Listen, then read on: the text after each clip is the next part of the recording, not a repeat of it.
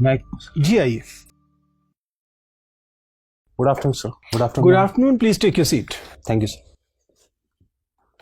ये mister Azharuddin Qazi. Yes sir. Azharuddin ji, मैं देख पा रहा हूँ कि आप महाराष्ट्र से हैं। जी सर। यवतमाल से। जी सर। आपकी सारी पढ़ाई लिखाई महाराष्ट्र से ही हुई है? जी सर।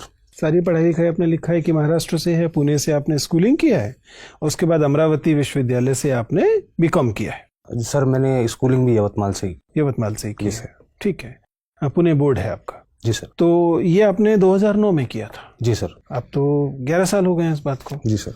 क्या कर रहे हैं तब से? सर 2009 के बाद से ही मैं प्रिपरेशन में आया था। 2010 और 11 में मैंने 2 अटेम्प्ट्स दिए, लेकिन मैं क्वालिफाई नहीं कर पाया। तो 2012 में मुझे जॉब लेनी पड़ी। तो मैं कॉर्पोरेशन बैंक में एज ए मैनेजर ज्वाइन किया।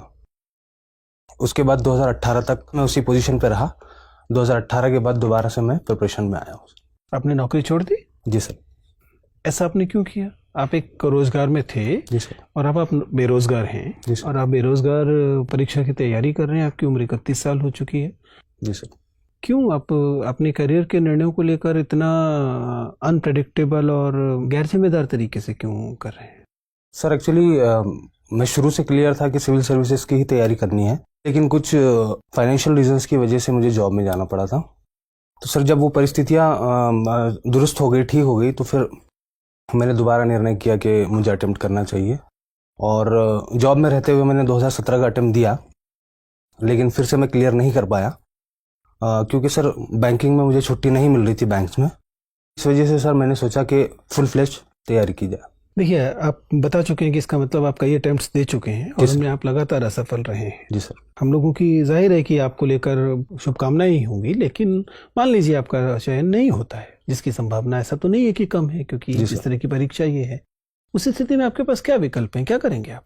सर उस बारे में तो मैंने सोचा नहीं है, लेकिन मैंने सोचा है कि अगर नहीं होता है तो मैं स्टेट गवर्नमेंट की जो एग्ज़ाम है हमारी, 38 साल वहाँ पे उम्र है, तो मैं स्टेट सिविल सर्विसेज ट्राई करूँगा। संभव है कि आप वहाँ सफल हो जाएं, लेकिन कोई भी सामान्यतः ये बताएगा कि ये एक स्मार्ट करियर मूव नहीं है, एक वेल थॉट करियर मूव नहीं है। इसमें अनिश्चितता बहुत अधिक है। क्या इतने अनिश्चित और अव्याख्यायित निर्णय लेने वाले व्यक्ति को एडमिनिस्ट्रेटर बनाया जाना चाहिए? सर इसमें अनिश्चितता ज़रूर है, लेकिन सर देखिए, अभी तो आपके निर्णयों से आपका जीवन प्रभावित हो रहा है, तो आपके वो एकदम हक है ऐसे निर्णय लेने का। जी सर। लेकिन कल को अगर आपको प्रशासक बना दिया गया, जी सर, और आपके ऐसे ही अव्याख्यायित निर्णयों से पूरे जिले की या पूरे राज्य की या एक बहुत बड़ी आबादी की जीवन पर असर पड़ रहा होगा, तब तो ये निर्णय बहुत नुकसानदेह हो जाएंगे। सर मुझे लगता है मैं शुरू से क्लैरिटी थी मेरे अंदर सिविल सर्विसेज करने की, सिर्फ इस वजह से कि एक मुझे ब्रेक लेना पड़ा क्योंकि फाइनेंशियल रीजंस थे। आपने उर्दू साहित्य विषय क्यों लिया? आप तो बीकॉम से करके आए थे, कॉमर्स एंड अकाउंटेंसी विषय है, बैंकिंग में आप लगातार प्रैक्टिस में भी थे। जी सर। फिर आपने उर्दू साहित्य विषय क्यों लिया? सर कॉमर्स एंड अकाउंटेंसी किए हुए मुझे बहुत साल हो चुके थे। 2009 में। आप तो बैंकर थे ना, तो काम तो वही कर रहे थे। जी सर, बैंकिंग एक डिफरेंट स्ट्रीम है और कॉमर्स में हम डिफरेंट चीज़ें पढ़ते हैं, बैंकिंग उसका एक पार्ट है। लेकिन सर 2007 तक मेरा एजुकेशन जो है वो उर्दू मीडियम में हुआ है, तो मैं लैंग्वेज को जानता था और मेरा एक इंटरेस्ट भी उसमें था, इस वजह से मैंने उर्दू लिटरेचर ऑप्ट किया। मुझे बताइए कि उर्दू भाषा जो है वह 8th शेड्यूल में कब शामिल होती है? Sir Urdu language 8th schedule में शुरू से ही थी, जब कॉन्स्टिट्यूशन अडॉप्ट किया हमने तभी से। तो कोई तिथि होगी क्या? ये 26 जनवरी 50 से थी, या 26 जनवरी 49 से थी, या सितंबर 49 से थी? कब से थी? सर 8th शेड्यूल जो है वो तो कॉन्स्टिट्यूशन के फॉर्म होने के बाद आया, तो हम ये कह सकते हैं कि 1950 से, 26 जनवरी 1950 से जब लागू हुआ कॉन्स्टिट्यूशन, तब से ये उसमें है। सारा कॉन्स्टिट्यूशन 26 जनवरी 1950 से लागू हुआ है या कुछ प्रावधान पहले लागू हो गए थे? जी सर, कुछ प्रावधान 26 नवंबर 1949 को भी हुए थे। अभी हाल में एक विवाद रहा है जिसमें रेलवे के कुछ बोर्ड्स पे उर्दू के स्थान पर संस्कृत में नाम लिखे जाने की बात हुई है। जी सर। क्या ये विवाद है और उर्दू से ऐसी क्या नाराजगी है जो जिसके चलते उर्दू हटा के संस्कृत में नाम लिखे जा रहे हैं, जबकि हिंदी में पहले से लिखे हुए हैं? सर ये नाराजगी का विषय तो नहीं है, उत्तराखंड की ये घटना है। उत्तराखंड में रेलवे स्टेशन के ऊपर में इंग्लिश हिंदी के अलावा उर्दू के अंदर में भी साइन बोर्ड्स और नाम लिखे हुए थे। चूँकि यूपी की एक ऑफिशियल लैंग्वेज थी उर्दू, इस और उत्तराखंड जो है स्टवाइल यूपी का पार्ट था, इस वजह से वहाँ पे उर्दू लिखी हुई थी।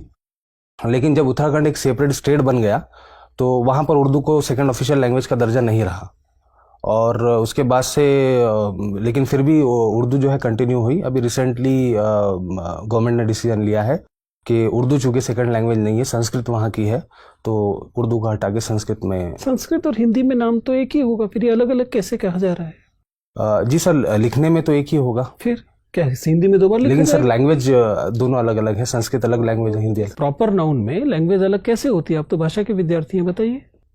सर क्या देहरादून को देहरादूनम का है क्या कहने लगेंगे संस्कृत में? सर संस्कृत में क्या कहेंगे वो तो मुझे नहीं पता। प्रॉपर नाउन तो वही रहता है ना? जी सर, प्रॉपर नाउन वही रहेगा। चलिए। आप महाराष्ट्र के पूर्वी हिस्से से आते हैं जी बेसिकली। सर। वहाँ किस तरह की समस्याएं हैं? सर मैं महाराष्ट्र के पूरब में जो विदर्भ का इलाका है वहाँ से आता हूँ। वहाँ पर सोशियो इकोनॉमिक इंडिकेटर्स जो है वो बहुत ज़्यादा लो है और लैक ऑफ डेवलपमेंट एक बड़ी समस्या है। किसानों से संबंधित क्या समस्या है?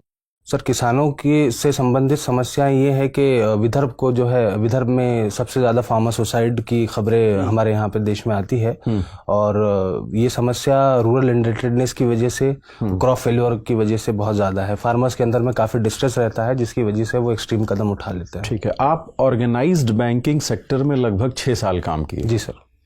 और किसानों की जो आत्महत्या हो रही, कहीं ना कहीं उसमें जो अनऑर्गेनाइज्ड कह लीजिए बैंकिंग सेक्टर है, जी सर, वो भी बहुत हद तक जिम्मेदार है। जी सर। ठीक है, काफ़ी अधिक इंटरेस्ट रेट पे उनको वो देना, मतलब जी सर। नहीं लगता कि सरकार को बहुत स्ट्रिक्ट होकर इन सबको बंद करवा देना चाहिए या इनके खिलाफ एक स्ट्रिक्ट एक्शन करना चाहिए? जी सर। आपको क्या लगता है? सर जहाँ तक इलीगल मनी लेंडिंग का सवाल है, प्राइवेट मनी लेंडिंग जो कि लीगल भी है, उसके लाइसेंसेस भी होते हैं। जो लीगल है वो तो अपनी जगह सही है, लेकिन जो इलीगल मनी लेंडिंग है उसको जरूर सरकार ने उसके ऊपर कदम उठाना चाहिए। लेकिन साथ ही जो इंस्टीट्यूशनल सोर्सेज ऑफ लेंडिंग है उसका आउटरीच बढ़ाना चाहिए। कहीं ना कहीं ये रिफ्लेक्ट होता है कि हमने इंस्टीट्यूशनल बैंकिंग को बहुत ज्यादा वहाँ पे उसका पेनेट्रेशन नहीं हुआ है और इसीलिए लोग जो है उसका फायदा नहीं उठा पा रहे हैं। दूसरे सर जो प्रोसीजरल जो डिफिकल्टीज है बैंक लोन लेने के अंदर में, तो लोगों को जनरली ये लगता है कि बैंक्स के अंदर में बहुत ज्यादा डॉक्यूमेंट्स रिक्वायर्ड है, बहुत ज्यादा कम्बरसम प्रोसेस है क्रेडिट का। इस वजह से वो प्राइवेट मनी लेंडर्स के पास जाते हैं जहाँ पे आसान तरीकों से उनको लोन मिल जाता है। एग्जैक्टली। तो सर ये कदम उठाने की जरूरत है कि हम बैंकिंग का जो पेनेट्रेशन है रूरल एरियाज में खास करके वो बढ़ाए और जो प्रोसीजर्स है लोगों को उसमें ईजीनेस लाए। चलिए, उर्दू साहित्य आप पढ़ते हैं, भारत में उर्दू कैसे आई, मतलब कुछ बताइए इसके इतिहास के बारे में हमें।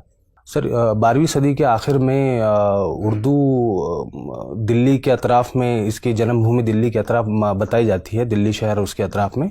यहाँ खड़ी बोली राइज थी उस वक्त, खड़ी बोली बोली जाती थी और खड़ी बोली के अंदर में अरबी और फारसी और तुर्की अल्फाज जो है, जो बाहर से मुस्लिम्स आए थे यहाँ पे, वो जो ज़बानें बोलते थे उन ज़बानों के अल्फाज जब खड़ी बोली के अंदर में मिलना शुरू हुए तो एक नई ज़बान तैयार हुई जिसको शुरू में अलग अलग नामों से पुकारा गया। उसे हिंदी भी कहा गया, हिंदवी भी कहा गया, दहलवी भी कहा गया और उसके बाद में जो है 19वीं सदी में इसका नाम उर्दू पड़ा।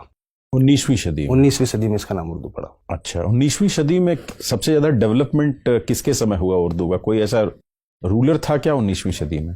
19वीं सदी में रूलर बहादुर शाह जफर थे। वो खुद भी एक शायर थे और उनके ज़माने में बड़े शायर भी गुजरे हैं जिसकी वजह से उर्दू का काफ़ी डेवलपमेंट हुआ। इनफैक्ट 19वीं सदी का जो निस्फ है, जो यानी 1850s का जो दौर है, वो उर्दू का सुनहरा दौर माना जाता है क्योंकि इस दौर में गालिब और ज़ौक़ जैसे बड़े पाए के शायर भी यहाँ मौजूद थे। अच्छा, अभी एक कंट्रोवर्सी हुई फैज़ अहमद फैज़ के कुछ उसको लेकर, इसके बारे में आपका क्या सोचना है? सर कंट्रोवर्सी को लेकर? हाँ बिल्कुल सर, फैज़ अहमद फैज़ की जो पूरी शायरी है वो एक तरह की रेसिस्टेंस पोएट्री है उनकी और सियासी शायरी भी उन्होंने की है। हाँ।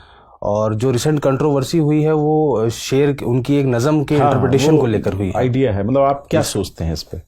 सर इसमें मेरी सोच ये है कि किसी भी शायर की पोएट्री को समझने के लिए उसके ज़माने और उसके जहन को समझना बहुत ज़रूरी है। हम एक नज़म का लिटरल मीनिंग ना लेते हुए उसको ये देखना चाहिए कि शायर ने किस कंटेक्स्ट में वो बात कही है और शायर की पूरी पोएट्री का जो मजमून है वो क्या है। ठीक है, एक अंतिम सवाल मेरा आप बता दीजिए कि अभी सर जैसा पूछ रहे थे कि नाम बदला जा रहा है कई जगह, जैसे इलाहाबाद को प्रयागराज कर दिया गया, ऐसे कई जगह नाम बदले जा रहे हैं। जी सर। ठीक है, आप कहाँ तक उचित समझते हैं, क्या ऐसा किया जाना चाहिए? सर जहाँ तक नाम बदलने का सवाल है तो नाम ये पहली बार ऐसा नहीं हुआ है कि नाम बदले जा रहे हैं, हर जमाने में नाम नहीं, वो तो बदलते ठीक रहे है। हैं, पॉपुलर रूलर्स ने नाम बदले हैं और लोगों की जब पॉपुलर डिमांड होती है तो ऐसा रूलर्स करते हैं, ऐसा गवर्नमेंट्स ने किया है। सर मेरी इसमें राय ये है कि जो इसका दूसरा पहलू है, जो एडमिनिस्ट्रेटिव एक्सपेंसेस इसके अंदर में इन्वॉल्व है, कहीं ना कहीं उनको भी सोचा जाना चाहिए। ठीक, thank you. Azharuddin ji sir. ये बताइए कि आपकी 3 क्वालिटी कौन कौन सी है जिसकी वजह से आईएएस बनना चाहिए? सर चूंकि मैं स्पोर्ट्स बैकग्राउंड कर रहा हूँ तो एक टीम वर्क और परसिवरेंस, मैं काफ़ी समय से तैयारी में हूँ। तीसरी चीज़ सर कंपैशन। बहुत समय से आप तैयारी में लगे हुए हैं, जी सर। तो इसको आप गुण मानते हैं या दोष मानते हैं? सर ये गुड और बैड के टर्म्स में तो मैं कैटेगराइज नहीं कर पाऊंगा। मैं क्यों नहीं कर पाएंगे? क्योंकि आपका मामला है, किसी और का मामला होता तो कैटेगराइज कर पाते आसानी से। नहीं सर, किसी भी चीज़ को कैटेगराइज करने से पहले उसके पीछे की वजह जानना बहुत ज़रूरी है। तो मेरा ये मानना है कि अगर किसी चीज़ में मुझे टाइम लग रहा है और उसके बावजूद मैं अगर उस चीज़ को परसू कर रहा हूँ तो ये मेरे लिए गुड है। ओके, ठीक है। आप विदर्भ से आते हैं जो कि एक ड्राउट प्रोन एरिया है महाराष्ट्र का, जी सर। है ना, सूखा प्रवण क्षेत्र है। ड्राई फार्मिंग क्या होती है? ड्राईलैंड फार्मिंग से आपको क्या समझ आता है? सर ड्राईलैंड फार्मिंग जो हमारे जो रेनफेड एरियाज है, जहाँ पर इरिगेशन की फैसिलिटीज़ नहीं है, उन एरियाज में जो फार्मिंग होती है उन्हें हम ड्राईलैंड फार्मिंग कहते हैं। जहाँ पे रेनफॉल बहुत कम होती है, कुछ 100 सेंटीमीटर के नीचे अगर टेक्निकल डेफिनेशन पे जाए, और वहाँ पे इस तरह की क्रॉप्स उगाई जाती है जो जिसमें ज़्यादा पानी की खपत ना हो। जैसे कि सर जो हमारे पल्सेस है, बाजरा है, रागी है, इस तरह की जो क्रॉप्स है। लेकिन आप ही के पास एक डिस्ट्रिक्ट है नागपुर, उसके संतरे बड़े प्रसिद्ध हैं। जी। ऐसी कौन सी कंडीशन, यावतमाल से नागपुर की कौन सी कंडीशन ऐसी है जो डिफरेंट है, जिसकी वजह से नागपुर में संतरों का न केवल उत्पादन होता है बल्कि भारत के सबसे बेस्ट क्वालिटी के संतरे होते हैं? जी सर, एक्चुअली विदर्भा की ये जो डिस्ट्रिक्ट है, यवतमाल मेरा डिस्ट्रिक्ट और नागपुर डिस्ट्रिक्ट, यहाँ पे पानी की समस्या बहुत ज़्यादा नहीं है। यहाँ पे रेनफॉल जो है वो 100 सेंटीमीटर से ज़्यादा होती है। मसला यहाँ पे स्टोरेज का है। यहाँ पे इरिगेशन फैसिलिटी और स्टोरेज फैसिलिटीज़ अवेलेबल नहीं है। और नागपुर क्योंकि थोड़ा प्लेन रीजन में आता है तो वहाँ पे पानी की बहुत ज़्यादा कमी नहीं होती, इस वजह से वहाँ पे हॉर्टिकल्चरल क्रॉप्स बहुत ज़्यादा होती है। ठीक है। यावतमाल प्लेन एरिया क्यों नहीं है? सर यवतमाल जो है वो हिली एरिया रहा है और ब्रिटिश टाइम से इसे एक हिल स्टेशन में कैटेगराइज किया गया। कौन सा हिल है वहाँ पे? सर सतमाला हिल का पार्ट है। सतमाला हिल्स की जो चेन आ रही है वो नॉर्थन महाराष्ट्र में, वो उसी का पार्ट है यवतमाल। सतमाला के अलावा और कौन कौन से डेक्कन प्लेटों पे हिल चेन है? सर अजंता है। इनको उत्तर से दक्षिण की ओर आप क्रमानुसार सजा सकते हैं क्या? डेक्कन में सर? हाँ, डेक्कन में हरिश्चंद्र, बालाघाट, अजंता और सतमाला को। जी सर। सर जो क्रोनोलॉजी आपने बोली है शायद वही है। हरिश्चंद्र किधर है? सबसे उत्तर में है? जी सर, एमपी में। अच्छा। उसके बाद में बालाघाट जो टच होता है महाराष्ट्र से नागपुर रीजन को। उसके बाद में अजंता तो सर वेस्ट में है, जो औरंगाबाद वगैरह का। आप श्योर हैं? गेस कर रहे हैं ये सारी चीजें? सर मैं गेस कर रहा हूँ। गेस कर रहे हैं? श्योर है सर। संतरे की खेती के लिए भौगोलिक दशाओं का उल्लेख कर दीजिए बस। सर मुझे सवाल समझ नहीं आया। संतरे की खेती के लिए, संतरा हॉर्टिकल्चर का पार्ट है जी, तो संतरा के लिए कौन कौन से ज्योग्राफिकल कंडीशन होने चाहिए? सर संतरे की खेती के लिए बेसिकली ट्रॉपिकल रीजन होना चाहिए, ट्रॉपिकल क्लाइमेट होना चाहिए। वो तो ठीक है। कंडीशन, टेम्परेचर कितना होना चाहिए, वर्षा कितनी होनी चाहिए, मिट्टी कैसी होनी चाहिए? सर टेम्परेचर जो है 20 से 30 डिग्री सेल्सियस के दरमियान होना चाहिए, और रेनफॉल जो है वो 100 to 150 सेंटीमीटर वहाँ पे होनी चाहिए। ठीक है। और मिट्टी तो सर क्योंकि डेक्कन में ज़्यादातर काली मिट्टी पाई जाती है, रिगर्ड सॉइल पाई जाती है, तो मैं तो क्या कारण है कि संतरा केवल नागपुर में उगाया जाता है, देश के किसी अन्य क्षेत्र में इतनी व्यापक खेती नहीं होती इसकी? सर यही एक कारण हो सकता है कि जो क्लाइमेटिक कंडीशंस है वो संतरे के लिए वहाँ पे बहुत ज़्यादा सूटेबल। तो ये तो कंडीशन जो वर्षा और टेम्परेचर बता रहे हैं देश के बहुत सारे भागों में पाई जाती है। हमारे देश की विशेषता यही है। 100 सेंटीमीटर वर्षा, 18 से 20 डिग्री टेम्परेचर। जी सर। देश का बहुत बड़ा हिस्सा था इस क्लाइमेटिक कंडीशन में। सॉरी सर, रिकॉल नहीं कर पा रहा हूँ। अच्छा ठीक है। विदर्भ से हैं आप, विदर्भ का क्या मतलब है? मैम विदर्भ का जो नाम है वो एक पुरानी रियासत पे मबनी है। मतलब विदर्भ जो है उसका उल्लेख महाभारत और रामायण में भी रहा है। ये एक सल्तनत हुआ करती थी विदर्भ, वहीं से इसका नाम आया। क्या मध्य प्रदेश के कुछ जिले विदर्भ में आते हैं? जी मैम, विदर्भ जब हम विदर्भ कहते हैं, क्या आप महाराष्ट्र का ही हिस्सा लेंगे या महाराष्ट्र के ही जिले देखेंगे, या विदर्भ में मध्य प्रदेश के भी कुछ जिले हैं? मैम, एक महाविदर्भ एक टर्मिनोलॉजी है जिसके अंदर में महाराष्ट्र के और महाराष्ट्र का प्रेसिडेंट विदर्भ और एमपी के कुछ जिले आते हैं जो लगे हुए हैं विदर्भ से, महाराष्ट्र के विदर्भ से वो, लेकिन उसे हम महाविदर्भ कहते हैं। और विदर्भ की जो टर्मिनोलॉजी है वो सिर्फ और सिर्फ हम महाराष्ट्र के कंटेक्स्ट में इस्तेमाल करते हैं। आपने कहा कि महाराष्ट्र में और स्पेशली आपके एरिया में पानी की इतनी समस्या नहीं है जी। फिर भी क्या मूल कारण समझते हैं कि विदर्भ में ही सबसे ज्यादा किसानों ने आत्महत्या की?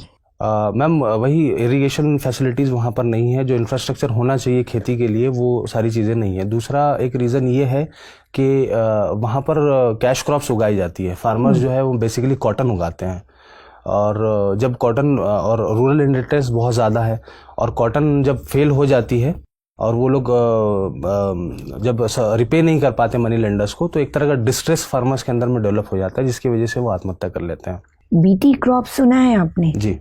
What are BT crops? क्या है BT crops? Biotechnologically developed seed है कॉटन का।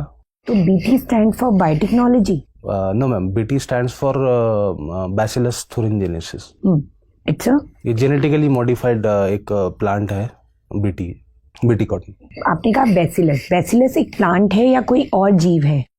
बैसिलस तो मैम एक बैक्टीरिया है, और इसको प्लांट में यूज किया जाता है, जेनेटिकली तो आप मॉडिफाई किया जाता है। बीटी क्रॉप्स के नाम बताइए। मैम, बीटी ब्रिंजल है, और बीटी मस्टर्ड, अभी हाल ही में बीटी मस्टर्ड का भी नाम मुझे लगता था कि आप सबसे पहले बीटी कॉटन कहेंगे। मैम, बीटी कॉटन तो आप कह चुकी थी। अच्छा, आप भी कह सकते थे उसको। ये बताइए कि बीटी क्रॉप क्यों फेल है, क्यों उसका इतनी नहीं, अभी बैन है इंडिया में, बंद कर दिया गया है? नहीं मैम, बीटी कॉटन को बैन नहीं किया गया है। एक एसटीबीटी वैरायटी है जिसको, जो अनअप्रूव्ड वैरायटी है, जेनेटिक इंजीनियरिंग अप्रूवल कमेटी जो है उसने उसको अप्रूव नहीं किया है। तो क्या विदर्भ में बीटी कॉटन उगाई जा रही है? जी मैम। फिर भी फार्मर्स सुसाइड कर रहे हैं इसके बावजूद? जी मैम। तो आपको लगता है बीटी कॉटन सेफ है? मैम, बीटी कॉटन तो सेफ है, उसकी यील्ड भी अच्छी खासी है, लेकिन उसमें कुछ इश्यूज अभी जो हमारे सामने आ रहे हैं कि पहले जैसे कहा जाता था कि BT cotton paste resistant crop है, लेकिन हाल ही के अंदर में जैसे पिंक बॉलवर्म अटैक वगैरह भी उसके ऊपर में हुआ है, तो उसकी जो इफिकेसी है बीटी कॉटन की, उसके ऊपर में सवालिया निशान एक तरह का है। जब किसान एक बीटी कॉटन क्रॉप या कोई और भी क्रॉप ग्रो करता है, तो आपको लगता है कि किसान से इसको ज़्यादा फायदा है या वो कंपनियां जो इनके सीड्स बेच रही हैं उनको फायदा है? मैम, इस तरह की सीड यूज़ करने से फ़ायदा तो दोनों को है। कंपनी को फ़ायदा भी है और किसान को भी फ़ायदा है। कंपनी को फ़ायदा इसलिए है क्योंकि जहाँ तक जेनेटिकली मॉडिफाइड क्रॉप्स का सवाल है, तो इसके ऊपर में एक मोनोपोली है, जो मॉन्सेंटो कंपनी है अमेरिका की, सिर्फ वही इस तरह के सीड्स जो है मार्केट में फ़िलहाल बेच रही है। और फार्मर को ये फ़ायदा है कि उसकी जो यील्ड्स है और जो पेस्ट से जो बचाव है उसका, तो उसमें उसका प्रोडक्शन बढ़ जाएगा। आपको नहीं लगता जब हम वाइल्ड सीड संचय करके रखते हैं तो उनमें भी कई बार म्यूटेशन होता है, वो भी रेजिस्टेंट वैरायटी शो कर सकते हैं अगेंस्ट पेस्ट, कि हमें फिर मॉन्सेंटो की ज़रूरत ही ना पड़े?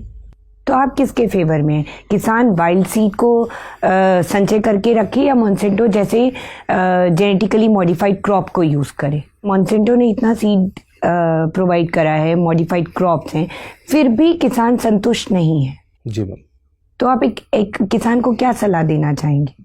मैम, चूँकि जेनेटिकली मॉडिफाइड जो क्रॉप है उसकी यील्ड ज़्यादा अच्छी है और फार्मर्स की इनकम उससे काफ़ी इंक्रीज हुई है, इस वजह से मैं सलाह यही देना चाहूँगा कि बीटी कॉटन को इस्तेमाल किया जाए, लेकिन उसके अंदर जो ड्रॉबैक्स है, जो हाल ही के अंदर में जो पेस्ट रेसिस्टेंस उसके अंदर में जो पेस्ट का जो अटैक्स उसके ऊपर में हो रहा है और रेसिस्टेंस ख़त्म हो रहा है, तो उसके अंदर में सुधार लाने की ज़रूरत है। और साथ ही ये जो बीटी का जो मार्केट है, जो जेनेटिकली तो मतलब उस सुधार के लिए किसान इंतजार करे? नहीं मैम, किसान तो उस चीज़ के लिए इंतजार नहीं कर सकता, लेकिन शॉर्ट टर्म के अंदर में अगर उसको अपने रेवेन्यूज इंक्रीज करना है तो उसके पास इसके अलावा कोई ऑप्शन भी नज़र नहीं आता, क्योंकि इसमें उसकी इनपुट कॉस्ट काफ़ी कम हो जाती है। हजरुद्दीन, Yes, आपने अपनी हॉबीज इंटरेस्ट में लिखा है watching web series. Yes, ma'am. कौन सी है आपकी फेवरेट? मैम रिसेंटली मैंने एक rise of the empires Ottomans एक सीरीज Ottomans देखी पे है, देखी वो है। मेरी फेवरेट है। ठीक है। ये वेब सीरीज जो है एक जिन एप्स पे आती हैं उनको एक पर्टिकुलर टर्मिनोलॉजी के साथ बुलाया जाता है, जी मैम, क्या है वो? Over the top services over platform. The top services. क्या है ये, इनको ओवर द टॉप सर्विसेज क्यों बोला जाता है? मैम जो ट्रेडिशनल जो ज़रिए है जैसे टीवी और सैटेलाइट, ये जो ज़रिए है कम्युनिकेशन, मीडिया कम्युनिकेशन के, या तो इससे हटकर ये एक सर्विस प्रोवाइड करते हैं उसको बाईपास करके, इस वजह से इनको ओवर द टॉप सर्विसेज कहते हैं। जो इंटरनेट सर्विस प्रोवाइडर्स है वो ये सर्विस देते हैं। अच्छा। एंड अगर हम इनकी वेब सीरीज़ के एडवांटेजेस और डिसएडवांटेजेस देखें तो क्या आप मेजर करेंगे, किस साइड बैलेंस टिल्टेड है, एडवांटेजेस या डिसएडवांटेजेस? मैम इसके एडवांटेजेस भी काफ़ी है और कुछ डिसएडवांटेजेस भी है।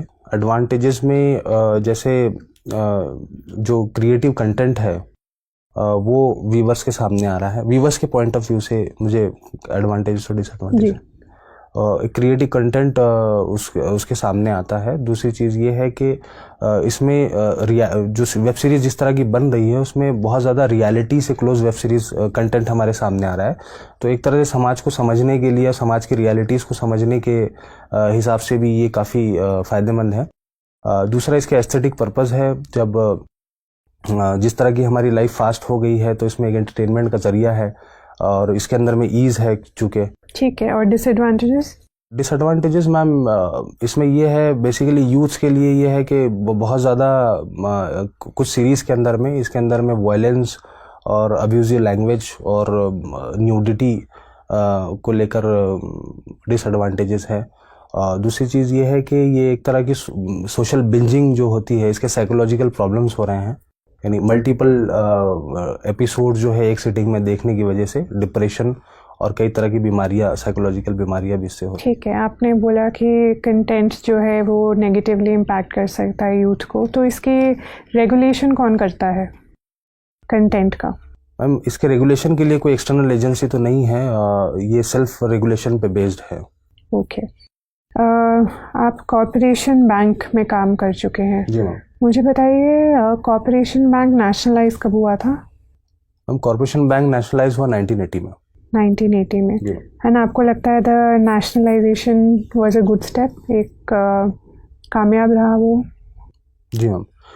मैम एक्चुअली जिस वक्त नेशनलाइजेशन किया गया था उस वक्त जो मोटिव्स थे नेशनलाइजेशन के वो ये थे कि बैंकिंग का जो आउटरीच है वो ज़्यादा से ज़्यादा लोगों तक पहुँचे, जिसे हम फाइनेंशियल इंक्लूजन कहते हैं, और फाइनेंशियल इंक्लूजन के पॉइंट ऑफ व्यू से ये एक अच्छा कदम रहा था। दूसरा ये था कि हमारे जो सेक्टर्स थे, कुछ सेक्टर्स ऐसे थे जिन्हें हैंड होल्डिंग की ज़रूरत थी, तो चूँकि नेशनलाइज बैंक का one of the objective socio economic welfare भी है, इस वजह से भी उनका उस एस्पेक्ट से भी नेशनलाइजेशन बहुत ज़रूरी था। जैसे एमएसएमईज़ में और एग्रीकल्चर में जो हमने क्रेडिट सपोर्ट दिया है, शायद हम प्राइवेट बैंक्स की मदद से उतना सपोर्ट उसको नहीं दे पाते।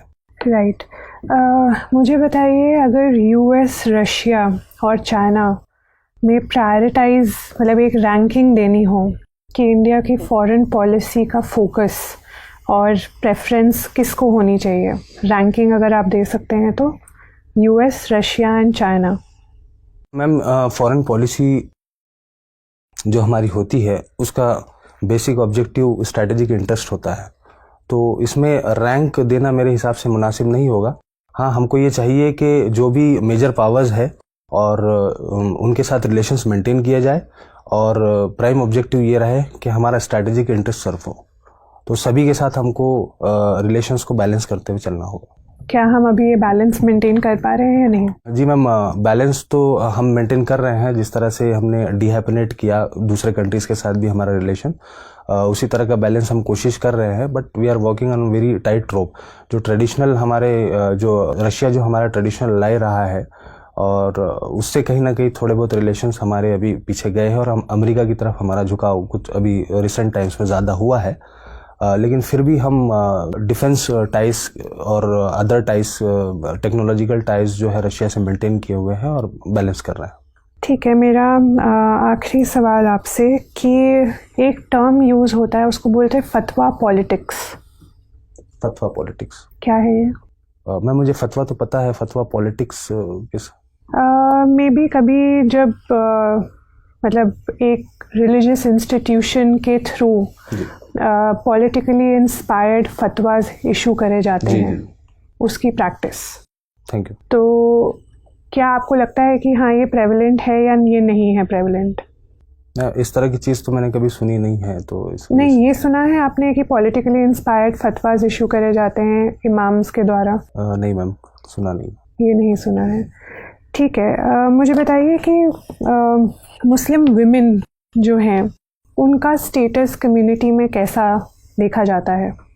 मैम कम्युनिटी में मुस्लिम वुमेन का जो स्टेटस है वो इक्वल ट्रीट किया जाता है, इक्वालिटी वाला स्टेटस है। और रिसेंट टाइम्स में इसकी झलक हम जो डिफरेंट प्रोटेस्ट हो रहे हैं कंट्रीज के अंदर में, जिसमें leading role Muslim women play कर रही है, उसमें भी हम देख सकते हैं कि जो एक इमेज बनी हुई थी मुस्लिम वुमेन की कि उनको घर में रखा जाता है, उनको पर्दे में रखा जाता है और उनको इक्वल ट्रीटमेंट नहीं दिया जाता है, तो वो जो एक नेगेटिव इमेज थी वो कहीं ना कहीं दुरुस्त हुई है। ठीक है, तो आप कह रहे हैं वो एक इमेज ही थी जो अब ब्रेक हो गई। Thank you. Okay Azharuddin, yes sir. मैं देख पा रहा हूँ कि आप का जो रेफ है वो सजेस्ट कर रहा है कि आपने हिंदी में काफ़ी काम किया है और आपको हिंदी में आपने स्पेशल सर्टिफिकेट भी लिया है, यानी आपके पास हिंदी की भी एकेडमिक क्वालिफिकेशंस हैं। सर एकेडमिक तो नहीं, वो एक कोविड सर्टिफिकेट कोर्स मैंने किया था जब मैं 7th क्लास में था। जो कोविड सर्टिफिकेट होता है वो मिडिल क्लास के इक्विवेलेंट सर्टिफिकेट माना जाता है। 12th क्लास के इक्विवेलेंट। तो अगर आप 7th क्लास में थे और 12th क्लास के एग्जाम दे रहे थे तो इसका मतलब आपकी हिंदी अच्छी रही होगी। सर उस वक्त तो मुझे शऊर नहीं था कि मैं कौन सा एग्जाम लिख रहा हूँ, क्योंकि स्कूल में सारे कंपटीशन में मैं पार्टिसिपेट करता था, तो मैं इसमें भी कर लिया था। मुझे बताइए कि हिंदी और उर्दू की जब हम तुलना करते हैं तो एक कंटेंशियस इशू जो है वो नुक्तों का आता है कि आमतौर पर हिंदी के लोगों का आरोप है कि जो ध्वनियाँ उर्दू से आती हैं जी, उर्दू के लोगों की ये जिद रहती है कि उनको उसी उच्चारण के साथ बोला जाए जिस उच्चारण में वो उर्दू में बोले जाते हैं। जी। जबकि अन्य भाषाओं से जब शब्द आते हैं तो हिंदी पर ऐसा कोई अपेक्षा नहीं रखी जाती है। अंग्रेजी से आते हैं या दूसरी भाषाओं से आते हैं तो हिंदी अपनी भाषा के हिसाब से बोलती है। आपको क्या लगता है कि उस बायसनेस से दूर होकर आप बता सकते हैं कि क्या हिंदी को उर्दू की ध्वनियों के साथ नुक्ते लगाने की आदत छोड़ देना चाहिए अपने विकास के लिए, या ये उर्दू का जो की जिद है उसके आगे झुकना चाहिए? सर एक्चुअली अगर देखा जाए तो हिंदी उर्दू ज़बान में कोई डिफरेंस नहीं है, सिर्फ स्क्रिप्ट में डिफरेंसेस है। और स्क्रिप्ट में चूँकि उर्दू में कुछ ऐसे अल्फाज हैं जो अरबी फ़ारसी और दूसरी ज़बानों से आए, जो बाहर की ज़बानें हैं, इस वजह से जो नुक्ते हैं वो कुछ अलग है। जैसे जाहिद ज़ वाली जो आवाज़ है वो हिंदी में नहीं है, इस वजह से उसको जब हिंदी में लिखते हैं तो ज इस्तेमाल होता है, लेकिन हिंदी में जैसा आपने ठीक फरमाया कि ज के नीचे नुक्ता लगा दिया जाता है तो वो ज की आवाज़ बन जाती है। तो इस तरह का है।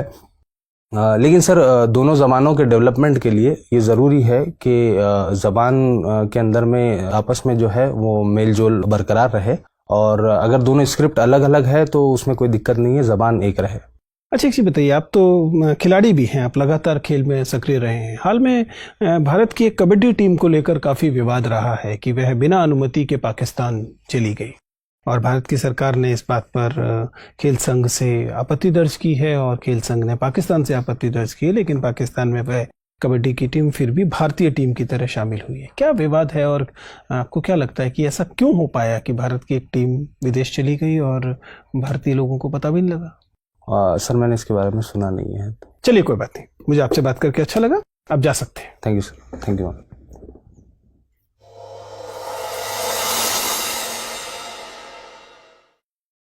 बैठिए अजहर। थैंक यू जी अजहरुद्दीन जी, कैसा लग रहा है, कहाँ आपको लग रहा है कि आप सही जा रहे हैं और किन एरियाज में लग रहा है कि सर यहाँ भी थोड़ा सा और एडजस्टमेंट चाहिए?